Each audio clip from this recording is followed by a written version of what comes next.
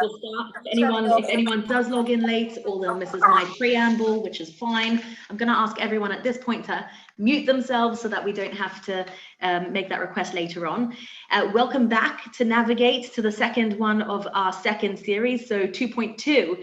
And welcome back again to Avram Ziedman, the rabbi of and the chief educator at GIFT. He'll be presenting the second part of the Gift of Giving series, this week focusing on how to teach our children to become givers. My brief introduction again for those who didn't attend last week and may not have watched on catch up yet. Rabbi Avraham Ziedman is the rabbi of and the chief educator at the incredible organization called GIFT, an organization that performs the most inordinate amount of chesed, of giving. But the fundamental aim of this organization, and what they're very famous for, is to inspire a culture of giving, to breed a generation of givers through education, through experience, through volunteering opportunities, and through some incredibly innovative, immersive, and inspiring events and workshops as well for both adults and children. And really, this is where Rabbi Avraham Ziedman is joining us today in that capacity of education. In the last several years, GIFT, which is an acronym for Give It Forward Today, has partnered with schools and made inroads into communities and school communities to spread the message of giving, to teach about chesed and ways to become givers. And with a mission statement like theirs, I really don't think that we need any further introduction. So I will hand over to you, Rabbi Avraham Ziedman. Thank you very much. Thank you. If it's possible for people to put their screens on, if it's possible, I find it's a lot easier. And also, I want to make this, the first session I gave last time was more the foundation. I really want to make this more interactive. And the goal is to be practical as well. So therefore, as much back and forward, and if you have questions, please, because then we can make it as tailor-made for this group as possible. All right. Let's go. So teaching our children to become givers, or another way of putting it, is moving from me to we. First of all, I think what's important is to define what it is to become a giver. What is a giver? So I think a giver is someone who sees outside of themselves. It's not egocentric. It's not about what do I gain, but rather what can I give? And becoming a giver, I think there's 4 different aspects to it. Number one is, if we don't build up ourselves, then we won't have the ability to be able to give. Stage 1 to becoming a giver is I have to be able to, first of all, build myself up. If I don't put my gas mask on, then I'm not able to help other people with their gas masks. So stage 1 is building up self.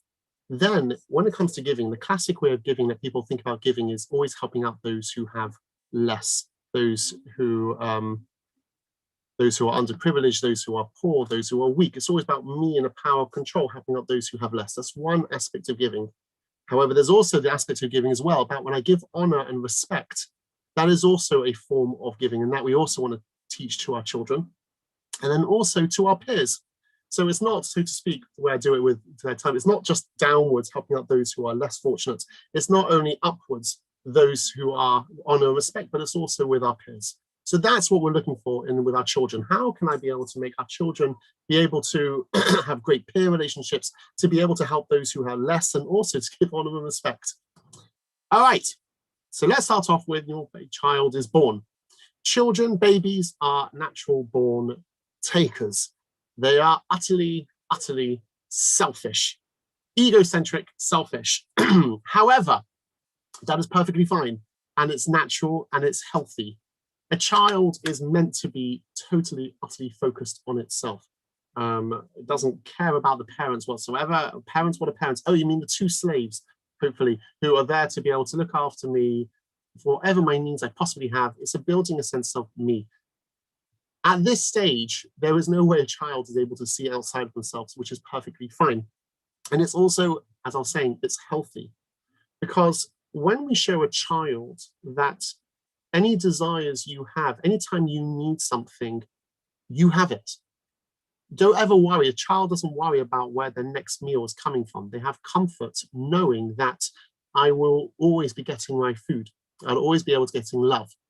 And when children actually have that, then that will afterwards be able to, first of all, build up themselves, but also it'll also be able to use for that they can later on in life have a relationship with God. That's what you're doing, Sis. I always say the idea of a judo move. If you imagine someone's coming with a force, you just judo move that over here. So when it comes to a parent's love for children, what you're doing is saying, yes, how am all that which I love you, also God loves you as well. The word actually for faith in Hebrew is emunah. And the word emunah comes from the word mother. So when we are telling children that we're giving you everything and they're totally self-centered, that will be healthy. And from there, they'll be able to build a relationship and be able to have trust in other people and also trust in God. And there's plenty of research which is done as well, is that if a child doesn't get love when they are a baby, then it could obviously have negative effects. It does have negative effects on other relationships, and certainly also in the relationship of God, in the sense that they feel like, no, that I'm not being looked after, and therefore they don't have any trust in any relationship. So stage one is when it comes to a child, do not expect them to be altruistic. A baby is totally focused on self, and that is how it should be. Okay, and the way that we show love, that actually will have in a deep part of the recesses of our brain, they will be able to have and emotionally feel that they would also be able to give that love at a later stage. Okay, so when can I start actually training my child to become a giver? Now, Jean Piaget, he came up with this concept of the developmental stages of children, that there are certain, either at certain stages in life, children need to be able to develop. So when they're from 0 to 2, they're just trying to understand that there's a world outside. They're trying to understand, like, oh, this is a hand. How does this work? How does that work? What does it mean? Gravity. And from 2 to 7, unbelievable, from 2 to 7, there's this concept called, they did this task called the mountain task. I don't know if you've heard of the mountain task. It's a great, such a great experiment. They have a toy mountain. So they have a toy mountain. And on the one side of the mountain, they have, let's say, a goat. There we go. They have a goat on the one side with a lawn which has been eaten up. And on the other side, they have a Lego man. Follow me so far? Okay. So now, when the child is put on one side of the mountain, what do you see? I see a Lego man. Okay. Let's come to the other side of the mountain. What do you see? I see a goat with a lawn which is all eaten up. Okay. Good. So far, so good. Now, they then tell the child, I want you to be on this side where the Lego man is, okay? And then a psychologist is on the other side of the mountain. They then say to the child, what does a psychologist see? What do I, again, a psychologist says, tell me, what am I seeing on my side, which is obviously the goat? The child, at a certain level, a 2-year-old will say, you're seeing a Lego man. Why? Because a child is egocentric and cannot see outside of themselves. Oh no, my child is not giving. It's okay. It's okay. They're not at that developmental stage yet to become a giver. In fact, it goes all the way. It's not going from, black and white. It goes, but it develops up until the age of 7. Until the age of 7, really. And again, it depends on the child. But to be able to start seeing there's a world outside of themselves. When the kids go, hide and seek. What are you doing? I'm hiding, you can't see me. Oh, that's so cute. Pure egocentric. If I don't see, no one sees. There is no one in the world apart from me. Outside of my reality, I don't see any other reality. And therefore, to try to train our children when they're 2-year-olds to start having empathy and feeling the pain, it's just not going. Now's not the time to be able to do that. Okay? Now, it doesn't mean, though, you have to wait until 7 before you can start training your kids to become a giver. We can start earlier.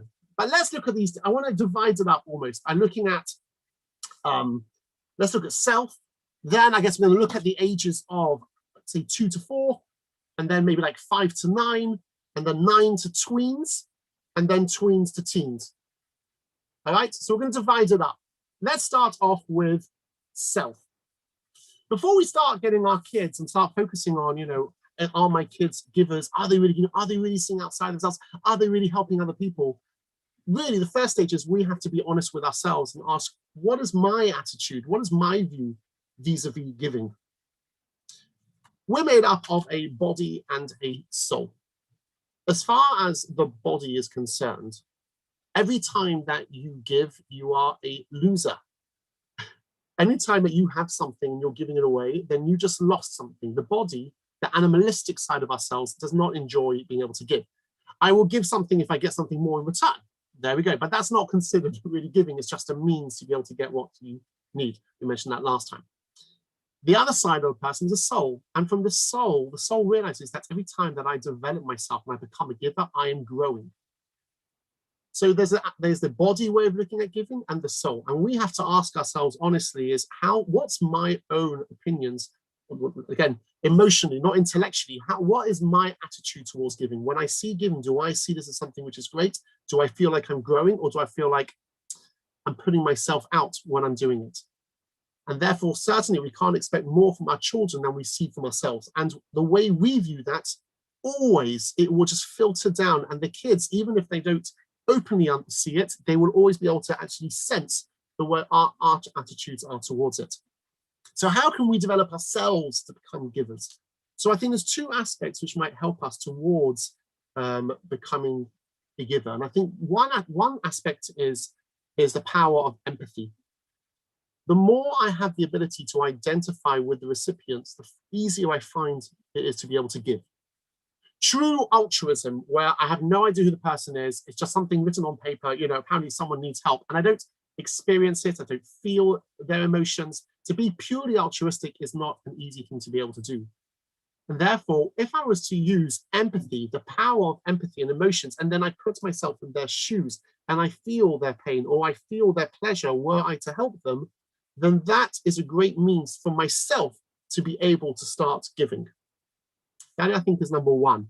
And we're going to see this also when it comes to children. So number one is empathy, identifying with the recipient.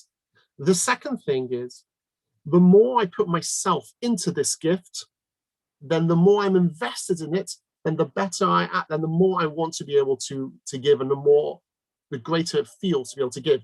If someone asks me for money, okay, that's something. But if someone asks me to be able to make something, bake something, to be able to really, listen to them, to be able to help them in some way, the more I feel that I'm using my strengths and my skills and myself inside of it, then the easier I have to be able to give.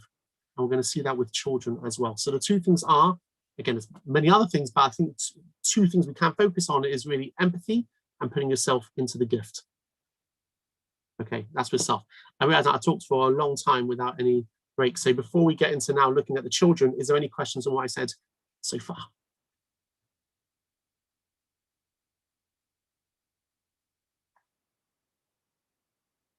I shall continue. If you have questions in it, then just get ready for ready to and again, or just interrupt. Okay, let's now look at let's look at now the young years. 0 to 2. The answer is nothing. The amount of times I've had, Rabbi, you work for gift, right? You'll go, you're trying to, your whole thing is about teaching people to become givers. Yeah, my child is so selfish. Please, what do I do? How old's your child? 1.5. Forget it. Forget it. 2. Yeah, forget it. All right. All you can do is show them love, show them love, show them love, show them love. Now, let's say they start going now between the ages of 2 and 4. Okay. So, Rav Wolbe, this is a rabbi who died in the just early 2000s.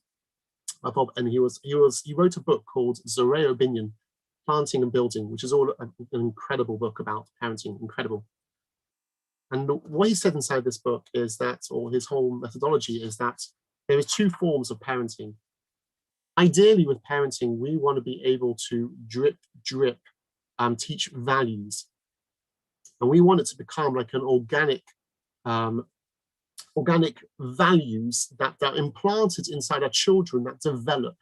And they start they become, developed individuals that when you see that, brushing teeth, the value of brushing teeth, it's not just brushing teeth, it's also looking after yourself, etc., etc. When you see like you're just, look after this, your baby brother, it's not just a baby brother, it's more, developing senses of values and morality. That is a goal, planting. As opposed to the goal is do this, do that, do that. Okay, I'm going to do it. I'm going to do it. So planting is the ideal. The opposite is building. And building is you put a brick down. You will brush your teeth. A brick is you will say please, you will say thank you. Bricks. Bricks are never the ideal. However, bricks are needed until the values are there. If you were to leave a plant just to be able to grow on its own, and you don't actually put, a wooden stick there to help it to be able to grow, you don't give it any structure, then it just won't work. Sometimes you have to put bricks in there, but bricks are only there to be able to support the values by planting. We're aiming for planting, and sometimes you need to put some bricks in there, but bricks doesn't develop anything. If you're a brick, what do you have after 20 years? A brick. If you have a value, what do you have after 20 years? A developed value. So parenting is not about getting your child under control. It is not about getting the child to do what you want when you want. That might make life easier, possibly, but that will just be a brick. That won't develop our children. When my kids are playing up because they're tired, it's like, and I have a guest around, which I've had for quite a while now since COVID. But the guest is looking, it's like, what's going on over there? It's like, don't you want to do something about it? No, I don't. When my child's 20, he won't be doing that. He's tired right now. He doesn't need it. And I have no qualms about it. So not an issue. So if there is a value which I can plant, I'll plant the value. With bricks, sometimes you have to put bricks in, but the parenting is not about bricks. It's about planting seeds, planting values. So when it comes to 2 to 4, they are not going to have the value of seeing outside of themselves. They're not going to be developed people who have empathy. However, it doesn't mean we can't put bricks in. Again, just an example with the brushing teeth. I want to plant the value of brushing teeth, but I'm not going to wait until my child understands the importance of looking after themselves, and then they can brush the teeth themselves. Otherwise, they won't have any teeth.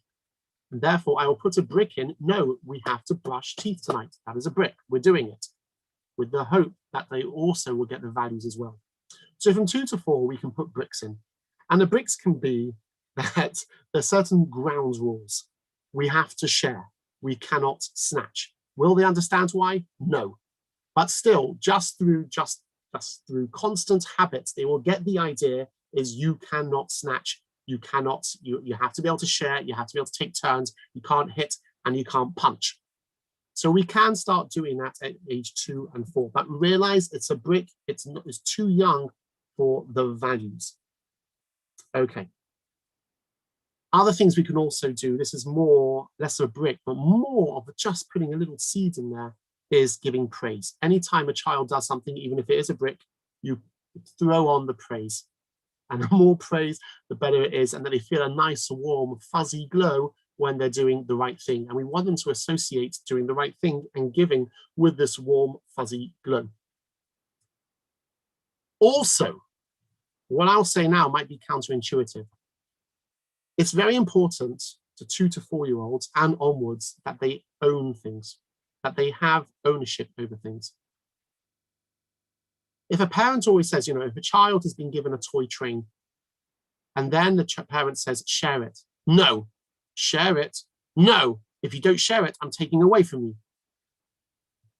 What you're doing now is you're denying the fact that they have any ownership over anything. If they don't have ownership, then there's no way when they're older that they have the ability to be able to give. Because one of the prerequisites for being able to give is that I have something to be able to give.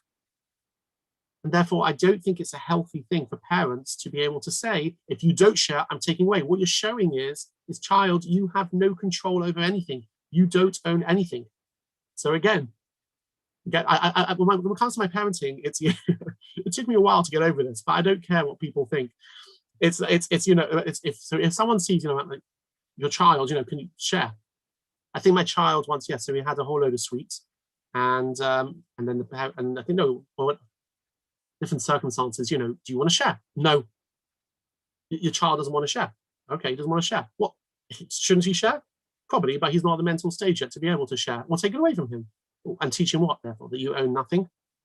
So I think it's very important that the child owns things, and then later, even if they don't now, it's already a stepping stage that they realize, they say, I have something possession, I have a power that can be used later on. Okay. Also at this stage, by the way, at 2 to 4, which is also going to apply to always, is also very important to build a sense of me. They need to have self-love. The greatest love of all. Da-da-da-da-da-da. Learning to love yourself is the, oh, it's the end of the day, my voice. Greatest love of all. Learning to be able to love yourself is that if we don't love ourselves, then giving is not from the feeling of sacrifice. Oh, no, it's meant to feel good. It's meant to be that giving is overflowing. I have so much love of self, I'm overflowing it outwards. And now and always is a time where you can actually develop the children to be able to have self-love.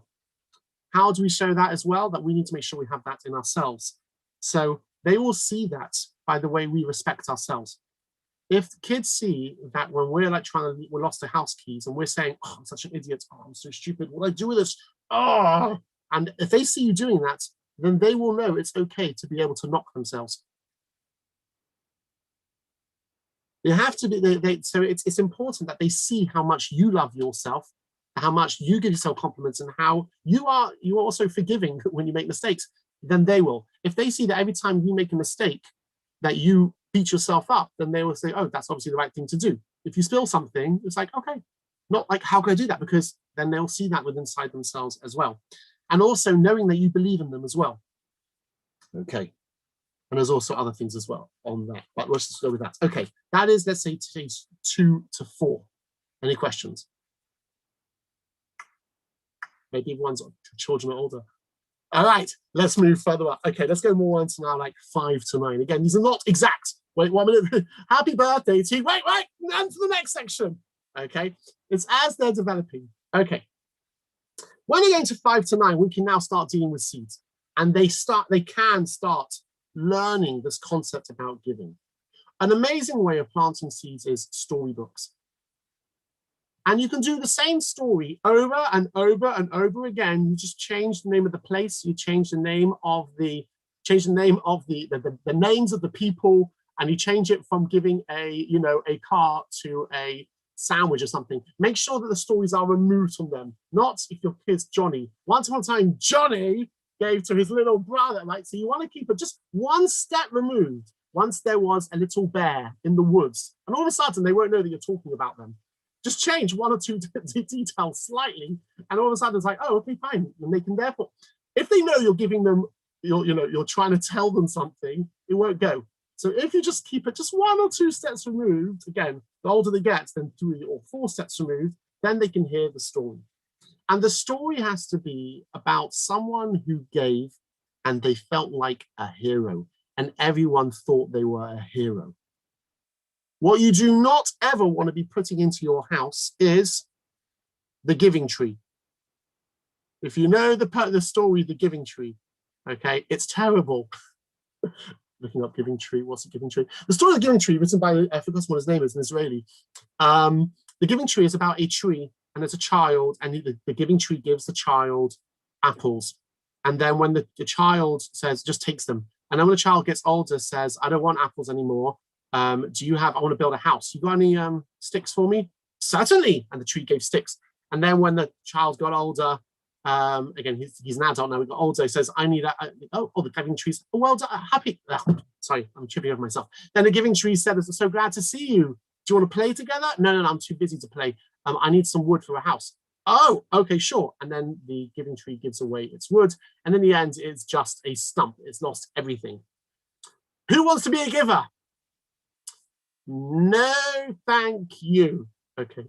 So you're looking for stories where the giver is always considered someone who is great and is enjoying it. And he's a winner, in short, a winner, because you want your children to start thinking, I want to be that person. I want to be a winner. And maybe, that would show a whole list of all different stories where, again, it's not so easy to find them. But there are stories out there, or you can make up the stories about the giver is the winner. All right, what else? You also want to give them opportunities where it's fun to be able to give, to become giving. So some things, for example, is giving tzedakah in a tzedakah box. That's fun when it's not their money. So it's your money giving into a tzedakah box, or you giving them money to them, and then they put it in the tzedakah box. Why is that great? Because it doesn't hurt me, but it still feels nice because I hear a nice little ting ting. It's a bit like with Super Mario, whenever you get all the stars, bling, bling, not the stars, sorry, all the coins, there's this feeling of, you're getting endorphins every single time you hear that little ding, ding, ding, ding, ding, ding, ding, ding. So too, when they hear the clink of the coin going in the box, they feel like, great, I don't know what it is, can I put the money in the box? So you want to be able to give them those experiences. Also as well, that, just tell me, is it okay for the fan? Tell me if you can hear the fan. Hear the fan? No? Awesome. Oh, okay. So, what you don't want them doing is, for example, you don't want them to have to give away one of their toys. If they can, great, but it's hard. I mean, again, I remember one parent who was saying, look, my kid has so many toys. And I said to the kids, I'm going to chuck them away unless you give away some of those toys. That doesn't work. Again, there has to be that they want to do it. When you're talking about a toy, again, when they're younger, a toy is something which is meaningful. Money, yeah, I don't even know what money is exactly. What is money? The more distance it is, the easier it is to be able to give away. The more they relate to it, like toys or food, sweets, then the harder it is for them. So you start off with things which are more distant, and then you go to things which are closer and closer to home, but only if they have a positive attitude towards it. They have to enjoy it. So there always needs to be a positive association. You don't want it to be that when they gave, they felt like they've lost something. They felt they had to give, and therefore they give, because they might do it as a brick, but you won't be developing that value. The value they're having is, when I give, I feel sad. So a bit like Pavlov's dog, we want to do positive association. And therefore, when they're giving, it just so happens to be that when you ask them, do you want to give tzedakah? It happens to be you also happen to be eating an ice lolly at the same time.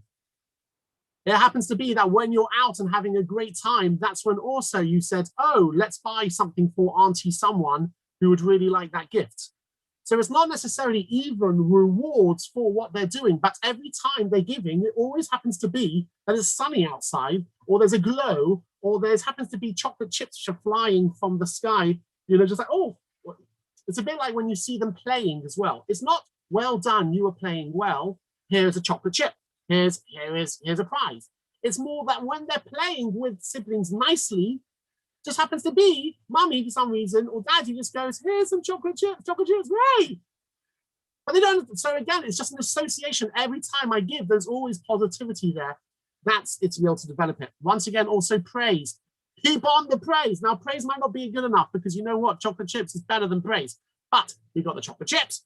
And we've got also the ice creams, okay, and we've got the toys, and the praise. And to build empathy, they can now start building empathy, not just self, but empathy. Then it's easy to do with people they see. If you talk about someone who's out there, not so easy. If they were to see who they can give to, then that makes it easier. But also, they're seeing someone who is distressed and sad. And therefore, once again, that giving has an association of, oh, this is horrible. Oh, I don't want to feel horrible giving. But giving doesn't have to be always this. It can be that. It's giving honor, respect, and all with peers. And therefore, you can say, you know what? There's a wedding about to happen. Someone's about to get married. Well, auntie, uncle, cousin, etc. Or we're going to go somewhere. How about we make some muffins? We make some cookies. Let's decorate some biscuits for them. Wouldn't that be great? They would feel so happy. Imagine their face when we come with the ice biscuit. Isn't that amazing? Should we make some ice biscuit? Yeah. Okay, great. So when you're doing that, again, you're building the positive association. You're building empathy in this case because you're talking about how they would feel, but it's positive empathy as opposed to this person is in pain. And you can also at this point start also teaching about giving in home, which is always harder. Giving at home is always harder than giving outside of the home. Why? Because outside of the home, there's honor and prestige. Inside the home, no one knows about it apart from mummy, and that doesn't count, and daddy. So when it's in the home, it's always harder, but you want to start developing that. So again, oh, look, the baby's so happy with you when you played with the baby. Oh, thank you so much for getting me a drink. That is so kind. Oh, I really appreciate that. Thank you. Excellent. Okay. And I'll say as well, also, that giving also, when we're seeing outside of ourselves, it's also with, again, a relationship with God. God is not meant to be a formality. It's not meant to be a ritual, like a Harry Potter spell. When it comes to brachot, I don't teach my children to say brachot. I teach my children to say please and thank you. So when at the stage, when they're young, you know, before 2 or whatever, no, they don't say please and thank you. Afterwards, I try to stick in a little bit of please and thank yous. They hear me saying please and thank you to my wife. They say me saying please and thank you to older siblings. And then they start getting an idea. And then when mummy comes along with a bowl, I say thank you to mummy. It always works best, by the way, playing off each other. When mummy says please say please to me, it doesn't work as well as daddy saying please say please and thank you to mummy. And mummy says please and thank you to daddy. It works easier that way. Okay, tag team. So then when they're doing that, so I develop the please and thank yous. When it gets the please and thank yous, who they can see parents, then it develops to Hashem. Now they know about Hashem because I'm always, you know, in English, not in Hebrew, saying, please Hashem, thank you Hashem. Look how amazing this nature is. Wow, what a beautiful tree Hashem created. Isn't this orange amazing how Hashem created this? When it goes on to that, with Hashem, please and thank yous is a bracha. So I say to the bracha, do you want to say it in Hebrew? Nah, okay, fine, just say thank you Hashem, thank you Hashem. Wow.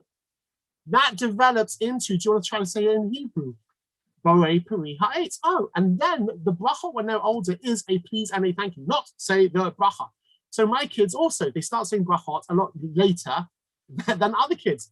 But once again, I don't care because I'm not trying to train them to be a parrot. My goal is to develop, not a brick, but to have a planting, a seed that they will be able to understand. And a bracha is a way of saying thank you. And the same way you have that with parents and with anyone else, I will also have that with God. Moving into 9 to tweens. Any questions? I actually do have a question. Is that okay? Yeah, yes. I wonder at this sort of what the age group that you just said, so 5 to 7, like that's the age I'm thinking about. When does it kind of become okay to start asking for things in order for a child to give? So would you like to get mummy a bottle of water? Would you like Yeah. and then also what's the response when the answer is just a shrug and no? So the best way to be able to do it, so the answer is you need to know when you know your child and you can see that child could do it, then you're ready to start asking.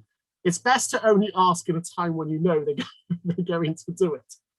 Or you could do it in a way where it's not necessarily even asking, but almost like it's just dropping, you're just dropping something over there. It's like, wow, it would be so nice if people were to take the plates in because it's so hard. I'll do it. And if they don't do it, it's like, oh, they just don't pick up on it. Okay, fine. They're not going. Again, if it's necessary, you can always build the brick. The brick is, mommy said, help, help. Now, you can do that. And if you need the brick, you need the brick. And if you need to help in the house, then you got the brick. But definitely when we start getting to 6, 7, 8, 6, 7, 8, 9, at that stage, for sure, you can definitely start asking, but try to only ask in what they're capable of doing. The last thing you want is to ask in something which is beyond their capabilities. They fail in it and feel like, oh, I can't do it. Can you please just do the washing up? Can you please put all the dishes in the washing? It's like, my kid, okay, I won't say how old my kids are, but the point is for that, it's too hard. It's just too hard. If I say to them, can you put your plate, please, in the dishwasher when you're finished? Okay, they need reminding. But they can do that, and they start doing that. Can you take out things in the dishwashers? When it gets to the pots and pans and stuff, it's just like, that's just too hard. I can do the plates. I can do the cutlery. Anything else than that, I don't know where it goes. I don't know what to do with it. Okay, fine. So praise, praise, praise, praise, praise on everything they do. Ignore on the stuff which they haven't done. And a positive association, that's the way to get them moving. Let's move on to now, 9 to tweens. Does this work for spouses as well? Does this work for spouses? Stroke, stroke, stroke the ego. Stroke the ego. Wow. Oh, you're such a hero. Oh, you saved me. Did I? Yes, you saved me. Oh, okay. I quite like this. I'm going to do it. Okay. Making a spouse feel like a hero is a great way to train your hero, your husband. Oh, right, okay. We like to be, okay, fine. All right, moving on. So what are we up to? 9 to tweens. Okay, 9 to tweens, now you can, start getting them to be able to give when you would do it yourself. The point is, of course, you could do it yourself. Get them to do it. You see that someone's dropped something. You could run up to them and give it to them, or you can say to your child, quickly, can you do it? Go and do it. Let them do it when you could do it otherwise. Someone needs to be able to, you need to take a cake round to someone's house. You need to take something round. Ask them as well, would you be able to do that? No, okay. Again, not apologetic. Oh, you're busy? Fine. Again, if you need a brick, you move the brick. But the goal is that, again, build up on the empathy, focus on the empathy. This person will be so happy having this cake. They've just come in, they don't know anyone, they're new to the neighborhood, and we're making a cake. Do you want to be able to do that? I'm busy right now. Okay. All right. And again, unless you want to put the brick down, but otherwise, the more you make them feel the empathy and positive, they're going to want to do it. Okay. Also, allow them, because they're developing now, to put themselves into it. The more they put themselves into it, the more they're going to start enjoying it. Which means if it's coming to, we've got guest rounds, so now let's make the serviettes. Let them be able to come up with their own design for the serviettes. Grandma and grandpa are coming round, let's make a poster. Not stick up the poster, make the poster. The more they feel themselves inside of it, they will feel connected to that. And because they're connected to it, they love himself, but last talk, they will start loving that thing which they put themselves into. Start making cookies. The more that the effort they put into it, if they just, splosh, but if they spend ages trying to actually decorate those cookies, then when they actually start giving it, they'll be so proud the other person gets to see what they made. They will love it because themselves are inside of it. When it comes to a gift, we get people to pack bags. We'll get to that as well. But just packing bags is great with young because there's no individuality involved in it. We'll see. It's also great when it's a real challenge and sweat and a challenge. That's when it comes to older. But otherwise, the greater form of giving from 9 to tweens is that they really put their effort into it. They're making jewelry to be able to, they worked hard at something and now they're going to give some part of that to Sadaqah, to charity.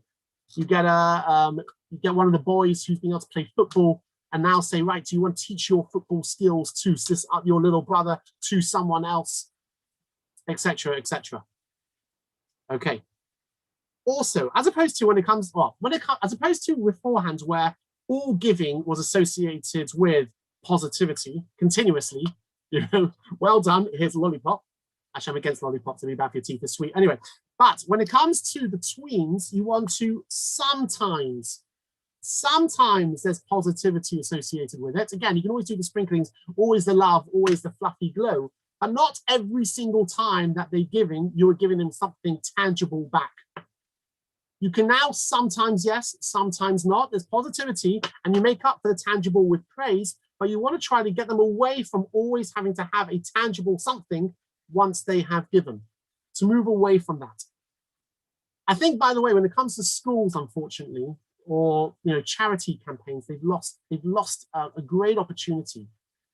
Some schools, they have the school is raising money for X, and they get the kids to start raising money. But they also then give prizes. And if you raise this, you're going to get that prize. And if you raise that, you're going to get that prize. And if you raise this much, you're going to get that prize. It's a shame because all their collecting of money is possible to actually totally remove it from giving. It's not about giving. It's I'm collecting money for Sadaqah because I know when I collect, I get. Or to be far more powerful. And again, if they've got all those gifts, if whatever charity is saying you will get this if you do that, and it happens also when they're older, it's more, you can imbue it with, now imagine, if the school's collecting money, I don't know how it works with different schools. If it's, I know with my kids, the school's collecting money, they ask the kids to go out and collect money. Is that child labor? All right, so as opposed to, oh, if you do this, your class has been, that it's been given, as opposed to when you raise money, you will get a trip.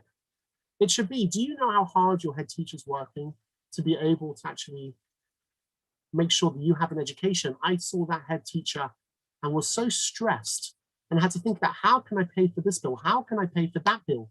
Having to pay for all the teachers' wages. And this teacher can't sleep at night because of that. And you have a great opportunity. Everything that you raise, every penny, every pound that you raise, you're helping your head teacher. What a great thing. How your teacher's done so much for you, and now you have an opportunity to be able to give back. Yeah. Or any fundraising or sponsored swim for this charity. Not just, can I have money because apparently if I raise a certain amount, I'm going to get a certain medal. But did you hear about this charity? This charity helps special needs children. And you have an opportunity to start raising money to help. Can you imagine? They got this center and they need the money. With this center, you can be involved in building the center. The kids will be so happy. The families will be so happy. Imagine how this child feels that he can just start playing around in a place where they got the bouncy ball and they got the blah, blah, blah, blah.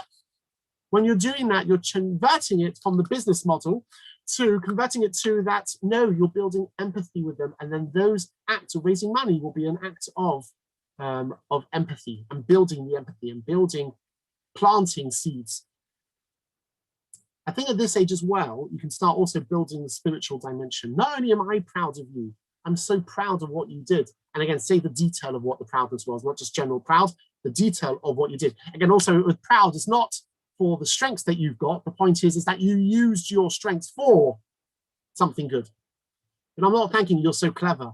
It's you used your brain to be able to come up with something to help with people. Great. So I think also you can add a spiritual dimension now, is that also that you're doing something spiritual, that wow, even God must be, not even God, God is also so proud of you. Hashem is so proud of you. Can you imagine all the, I'm just thinking whatever, all the angels in the sky going, yeah, well done, absolutely brilliant. Okay, so that's 9 to tweens. Let's go from tweens to teens. I feel like this might be more relevant. All right, so it's all the above plus, all the above plus. When it comes to a teenager, it's different from a tween. When it comes to a tween, if it's too difficult, no, I don't want to, it's too difficult. When it comes to a teen, the greater the challenge, the more the enjoyment. It's when they're getting a sweat, when it's really hard. I had to stay up the whole night. I had to do, you know, the 10K run, go running a marathon. The harder the challenge, the more they feel, yeah, yeah. There's something called Shabbos walk, where you've got teenagers who are walking to hospitals. They walk miles upon miles upon miles in Shabbos. They don't feel like, they feel every mile they're running is, I'm a hero, I'm a hero, I'm a hero. The bigger the challenge, the greater enjoyment there is to be able to do it. So give them a challenge. Let them be able to do a difficult hike, a fundraising something. The bigger challenge, the greater it is. Next thing, social. When it comes to teenagers, they want a social. So if when they're giving, it's a way of giving with a whole social there, more social, the better. When it comes to gift hackathons, which we stopped at the moment because of COVID, but we'll start them again. It's the place to be. There are teenagers there. There's music blaring out loud until the older people turn it down. And then I turn it back up when I'm there and they turn it down. But blaring out loud music. And the kids are told, right, you see all these bags here. We need 200 bags tonight. You got half an hour. Go. Boom. They are running everywhere. Be able to get, and it's like, yeah. And then and the more sweat. I need some boys to be able to pick up the boxes. I'll do it. Yeah, no, do it with 2, you're gonna hurt your back. Okay. But the more struggle, the more they enjoy it. Social and difficulty. And you also, the more dramatic you make it, the better it is. With teenagers, it really comes black and white. It really is. It's not, a little bit of help. If you want to be able to get them to help in the home, it's not that you want to get me a glass of water, please. Dramatic. Oh, I am so thirsty. Mummy is so tired. Daddy is just so tired afterwards. Oh, and how I would love to be able to have a glass of water. If only, oh, you get a glass of water. You're amazing. Thank you so much. The more dramatic, again, when you're talking about people in need, build it up massively when it comes to being able to help anyone. Build up the story. Like put the color, the hue of the color all the way to extreme. And that will be considered okay for them. So the more dramatic, the better. And when it comes to now, again, when it came to the 5 to 9, there's always going to be some physical type of reward. When it comes to the 9 to the tween, we're saying sometimes. When it comes to the teenager, what's ideal you're trying to get to is not that they know, oh, if I do this, I'll get that. You're trying to get to a stage where hopefully is that, again, you've got to build to this. To begin with, they will see that association. But the removal association is they do it because they do it. Once they've done it, then you reward them. I saw that you went to the gift packathon and it's boiling hot there because the air conditioning is not working at the moment because it's going to cost a few £1,000 if anyone. Right. So therefore it was boiling hot. What an amazing thing you did. You know what? Let's give you some ice cream. They weren't expecting it before. They get it afterwards, so they still got an association. But what's great is that they didn't know about the reward beforehand, which means it's more altruistic. They're doing it, and then afterwards. So don't think, well, they've done the job, so I don't need to give them anything afterwards. No, you're still building when you're doing that. And precisely when they don't ask,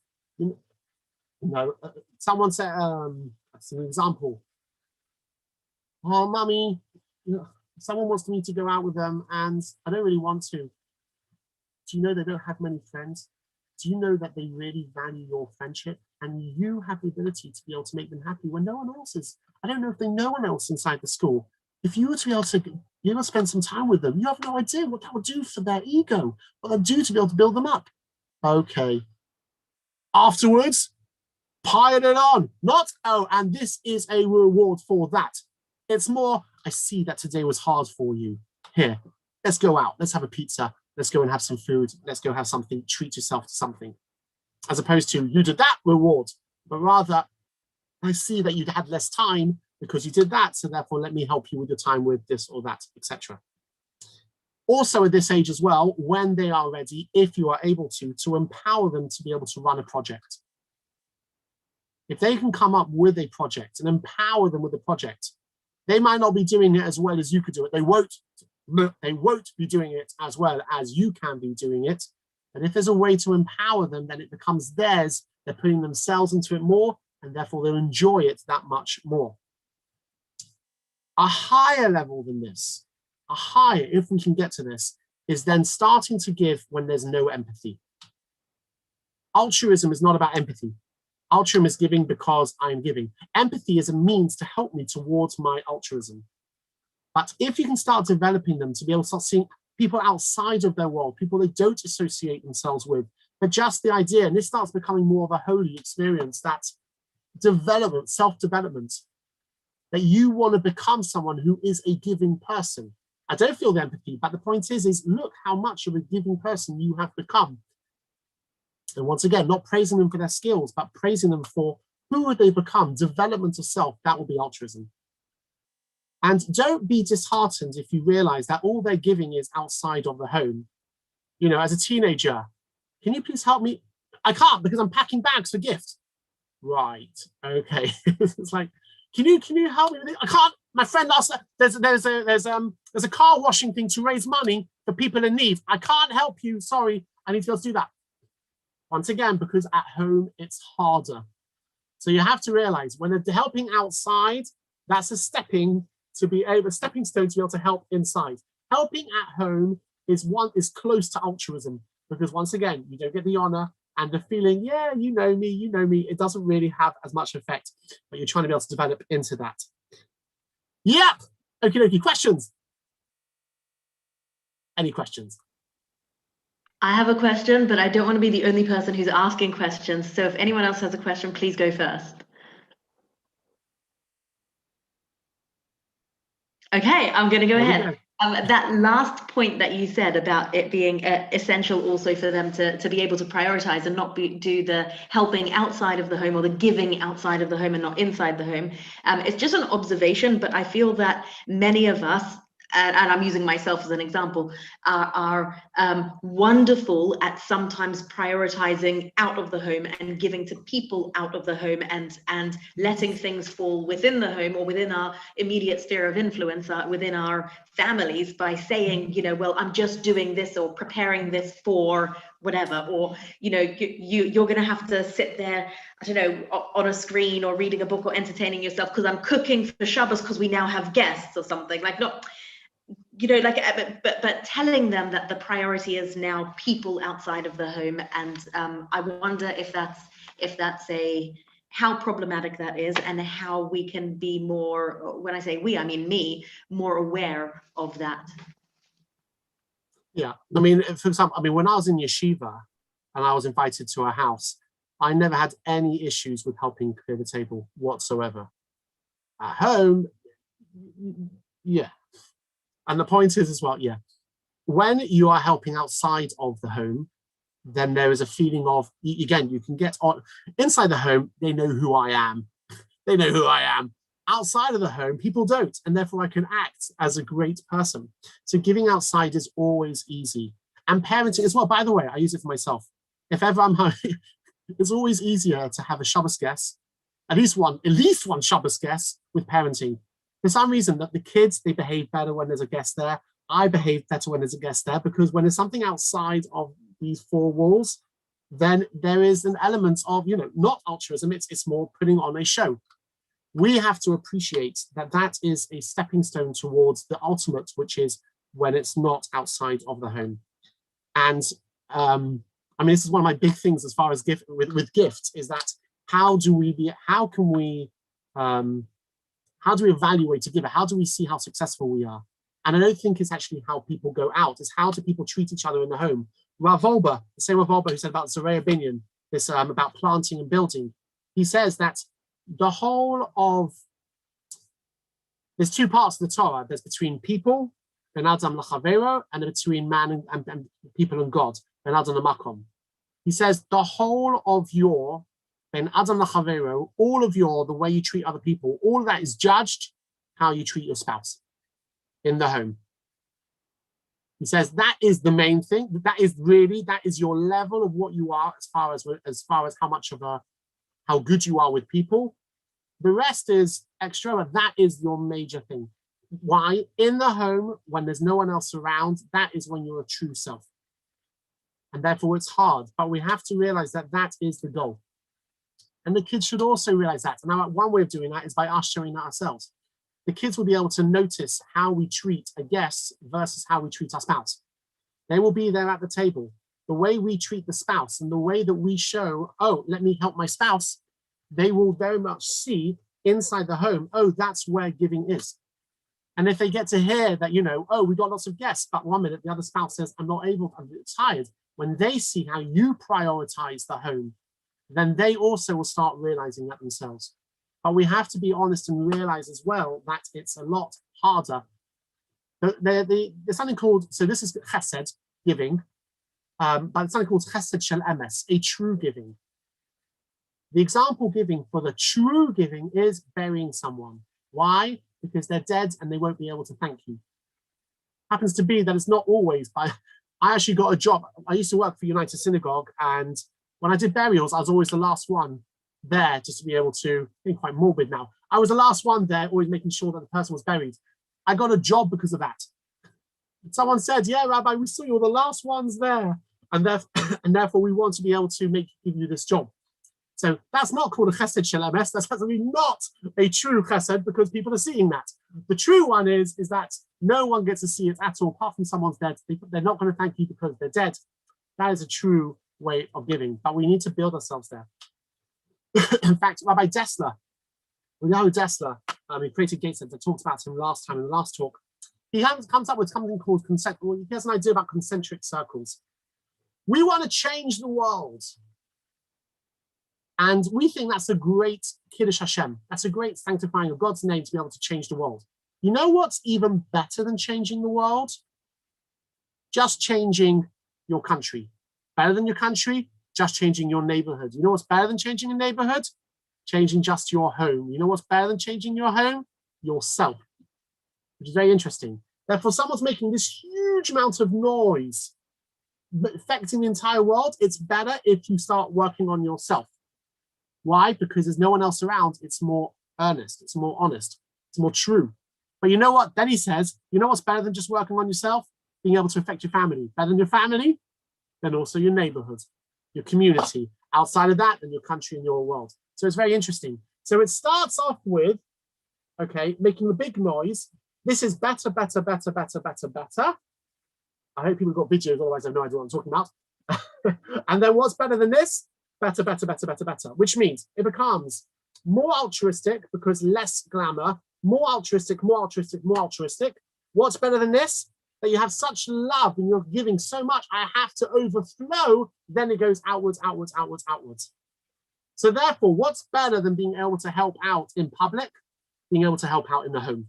What's better than being able to help out in the home? Once you are helping as much as you possibly can in the home, and there's an outpouring of love, then to be able to help outwards as well. But as long as the kids or us are helping outwards without helping in the home, we know the next stage of growth is helping in the home. Once there is as much helping as possible in the home, then the outpouring of that is also seen beyond just the home, helping also in the society and in our community.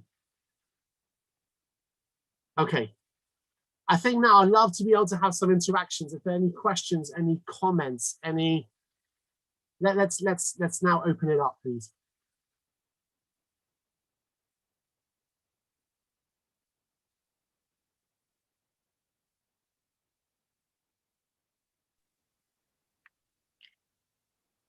I'm aware I'm the only person asking, but I wanted to ask another question. Actually, last time when I was asking, again, with I was thinking for a certain age group, for the younger age group, but I actually reconsidering, I think it applies all the way across. When the giving is about control, there are some children who just like to have control, to be in control, and that I think when they're very young can be displayed as sort of like, I'm the teacher and you're all the students and I'm going to look after you all. So that very mummying, parenting, nurturing role, but actually it's about control and what I'm getting out of it. And sometimes you see that kind of playing itself out even in later childhood and teenagehood.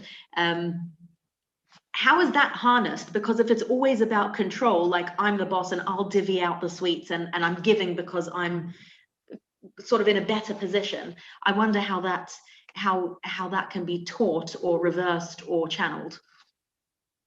I mean, I think that's the thing of terrible twos. Terrible twos is when there's a sense of self and this is mine and I want to be able to do what I want to be able to do without being anyone else telling me. Again, there is going to be a higher level, which is known as Hisputlas, nullification of self, and that will be altruism. That will come later, but I would use their desire of power and control, use that to actually motivate them to now take control and be able to give. Make teens or our kids, make them feel like a hero. You know, it's people want to feel like Superman, Superwoman. And when you make them feel like Superman and Superwoman, they feel like I'm in control, I'm doing this, then I think harness it to be able to, for them to be able to give. It takes a high level of maturity to realize, no, it's not about me, it's about you, holding back on self. So again, it depends on to what extent. And if we're talking about someone who's got a real power, you know, real, well, I'm not sure that might be, I need to think about that. I need to think about how to be able to. It's an interesting one. I don't know at this moment. Because it can be quite sociopathic sometimes, forgiving. I think we're talking about to what extent and what age you're referring to here. Are we talking about like a little kid, like a 5-year-old or 6-year-old? No, I'm talking like early teens, where even the giving that occurs is in the context of control and manipulation. Manipulation, Yeah. So I think, so again, so values, I think just planting, right. If you're talking about like the manipulation, it's planting values and again, empathy, being able to explain to them how it feels like on the other side and using stories for that. The amount of times where I just told my kids exactly what I want, you know, what they need to learn, and I just change it 1 or 2, and they're teenagers now. So it's also, we do the same thing, and basically I'll just look up a story about a big rabbi, this rabbi or that rabbi or some other story, which is relevant to what I need to teach them to be able to do that. For sure, power and control is a lack of empathy. It's, you know, being, absolutely. So we need to be able to, the way to do that is build empathy. Imagine how it is putting in their shoes. And as much as possible. I realize there's one other thing I missed out as well. I think quite an important thing. When it comes to charts, you know, charts, in my opinion, where chart starts, giving stops. If you have a chart saying, you know, before Shabbos, everyone has their role to do. Your role is to cut the toilet roll. Your role is to be able to, I don't know, lay the table. Your role is, or whatever. Your role is to put the washing in. when you have roles, sorry, it's more roles and charts, but when you have the roles, you are teaching the power of responsibility. But if the reason why they're doing it is because of responsibility, you are not developing the character trait of giving. Character trait of giving is developed by building empathy. And therefore, if you were to say to your children, it's your turn to do the washing, it's your turn to take the dishes out, then they will be, there's a brick, they're learning, there's a concept called responsibility. I will be responsible, I'll do what I have to do. But that won't make them feel like a giver. It's far more powerful, possibly less effective. You're going to have to do it more yourself, but you will be developing the seed better if you tell them about, with empathy, is how grateful you would be and how much of a help it would be were they to help in the house. So when it comes to charts, and this is your role, that's your role, that's your role, then yes, it builds a character trait, responsibility, but I don't believe it builds giving. Giving is built by empathy. Any questions? What if they just don't care? And they're a teenager. Tweens, yeah. With tweens. So again, it's not, when the thing about planting is that it takes a long time. When you plant, you don't see the growth after the first day or even month, week. I mean, it depends, you know, how fast it's been growing. But the fastest, let's say the fastest growing human being is a baby. And when you look at a baby from week to week, you will not see any difference whatsoever. And that's the fastest human being. No one grows as fast as a baby. And even then, from month to month, you won't see necessarily so much change. It takes a long time. So when it comes to planting, it's not that, the idea is that this takes a very, very long time, a huge amount of time. And therefore, it's now using more empathy, more building up, not just guilt, not talking about guilt, but just how positive associations with giving. And when they have that positive associations, then you will slowly, slowly see developing that it's more fun for them to be able to do it, and therefore they're going to want to do it. But try to give them challenges, again, which are easy challenges. Lay on the praise, again, not just fake praise, but looking at how hard it really was for them, and just positive surroundings. And then you'll see slowly, slowly, you'll be able to get it. Bricks are a lot quicker. To put a brick down, that's immediate. You will be quiet now. I do that in class sometimes when I need to, just to lay them, you know, maybe not in those words. But bricks are quick and easy. When it comes to planting, then we're going for, we're here for the long haul. We're not here to be able to change. So you know what, even if they don't, and by the way, when they see us giving, they won't change overnight, but drip, drip, it will, no question about it, have an effect on them. So if you're giving in private, make it in front of them as well. If you're doing, if you're doing all your altruistic stuff, if you're going out, then let them know where you're going. And again, it doesn't sound good if you're necessarily telling them. Let your spouse or let someone else let them know what you're doing. It's always easier when someone else talks about how great mummy and daddy is and not them. Not in the guilt. Do you know how much your mother's been slaving around over here and you just sitting around doing it? Not that way. But just when someone comes in from a positive, wow, your mother loves you so much. I saw her up last night and she was doing this and that. Incredible mother, really. Okay, etc. So you want to be able to bounce off each other's, and then yeah, it happens slowly, slowly.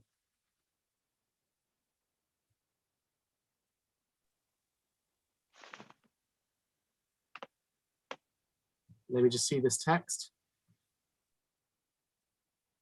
All right.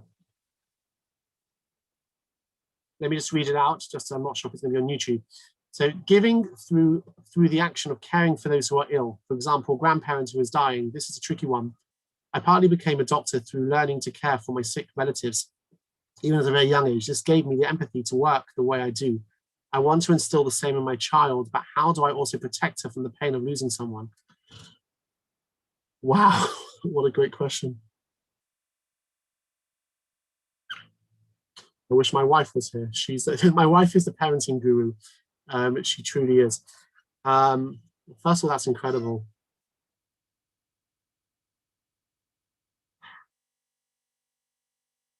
It's a tough one. Obviously, it's a tough one. You know what? Let me just think about this.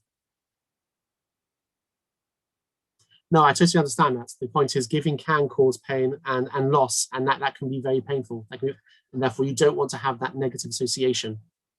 I think one question also is, at what age are we talking about here? I don't know what age you're referring to. When the child is very young, then that's obviously has an effect. I mean, it always will have an effect, whatever it is. But it could be there's a child who's just too young for that, you know. I've seen when it comes to a shiva, and I see the kids who are playing around, you know, they have no idea what's going on when their very close relative has died. It's just, yeah, it's too young for them to be able to fathom it. When it comes to, again, for teenagers, so again, and depending on what extent, again, certain children can take pain better than others. And what you want to be able to focus on continuously is when they're giving, to be able to put the positivity over there of how much, you know, and again, it will be very tearful, how much grandma and grandpa love what you're doing. They love you, and they want to spend time with you, and you give them such nachas, and you make them feel so amazing when you spend time with them, and how kind you are. And again, they must be so proud of you. We are so proud of you. Hashem is so proud of you, of how you manage to be able to give. So when you have that tear, you're also bringing in also that warmth and feeling of bonding. Yeah, Shoshana. Thanks. I have a thought on that one, Celine, because in my family of Indian heritage, which is just quite a cultural thing, we lived in a multi-generational home. So my grandmother lived with my parents, who lived with some of their children, including one married child with her 3 children. So there were 4 generations in the home, and my grandmother passed away last year. And all of her great-grandchildren had been very much a part of that one intergenerational home. And I think that all of us appreciate the fact that she was home until the end of her life in her late 90s, and saw my mother and my father also, the tzaddik that he is, caring and turning their lives upside down and putting travel on hold for years in order to care. I think that the pain of losing someone can be a healthy thing for children to witness, because it teaches them to come to terms with mortality, and also it teaches them how to process grief, obviously, as long as people are grieving in a healthy way. And that's one of the sessions that we had in our last series of Navigate, about modeling to children, how to model healthy grieving. So I think that it can be a blessing to be able to be witness to, obviously witness not to the incredibly distressing parts of suffering, but witnessing the palliative care and end of life process in a healthy way. That doesn't answer a question, but I think it's worth noticing that there is a blessing in that also. And at the end of the day, it is modeling exactly how life should come to an end, certainly within a Jewish context where we're told to look after our elders, our parents, grandparents, and even elder siblings. Use it as a learning opportunity. Can I just also, so that was my little tuppence worth. Someone's asked another question as well in the chat privately to me. So can I just read that one out as well? Do you have another couple of minutes? Maybe don't read it out, but just say if it's a private one, just the gist of it. The gist of it was how to share affection. So if a child is loath to share attention, so allowing mommy and daddy to talk, or just interactions outside of that, and that bothers the child. So I think again, there's the elements of building and elements of plants. I think it's very healthy to have bricks that know there is mummy what needs to spend time with daddy. Mummy needs to be able to talk, and that is a brick. That's a brick. When I come home, there is as soon as I come home, or when daddy comes home, or whatever it is, there's 5 minutes or 10 minutes or 15 minutes where I spend time with daddy. And when the child sees that, it might be hard, because the child always wants to be able to be the center of attention, but the child will also see that bonds that you have, which is incredibly important. And they will see how you manage to be able to give time to other people. So that's a brick. And I think it's a very important brick. With that brick, you're going to also plant seeds, and the seeds you're going to plant, which they might at a young age not be able to appreciate, which is with the seeds, is that in the same way, you know, that I spend time with you and you want me, and you know that when I'm spending time with you, my phone is off, by the way. Yeah. So, well, you know that in the same way that I'm with you, I'm totally with you, and my eyes is not over here. I'm on you because you are everything. And also, I need to be able to do that for other people as well. And that I will never look at other people when I'm talking to you. When I'm talking to you, I'm talking to you.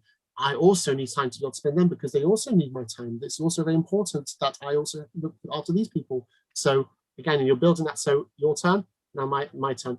I'm sorry, this is my time now. We know. If you want, if it's hard, we're going to put on the clock. Have a look at the clock. When the clock gets to over here, then I'm going to be with you. And now they can just sit in front of the clock and start counting down, and they realize getting closer and closer to it. Now it's time with you.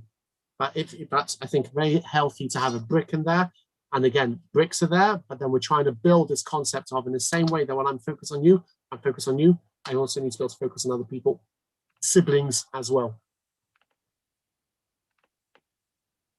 Okay, this is the introduction.